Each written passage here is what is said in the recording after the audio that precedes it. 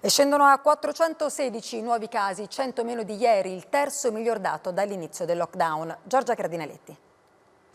Continua a scendere la curva del contagio, i nuovi casi sono 416, 100 meno di ieri, la maggior parte in Lombardia dove tuttavia calano rispetto ai giorni precedenti, ma è qui che si registra il maggior numero di vittime, 67. 111 nelle ultime ore in tutta Italia, per la prima volta 11 regioni senza decessi.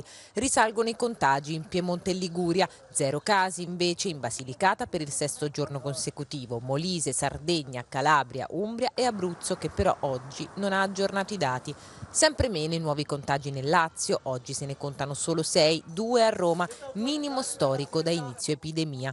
Nel complesso il rapporto tra tamponi eseguiti e positivi riscontrati è tra i più bassi di sempre, continuano a liberarsi posti in terapia intensiva e nei reparti Covid dove i ricoverati scendono sotto quota 7.000.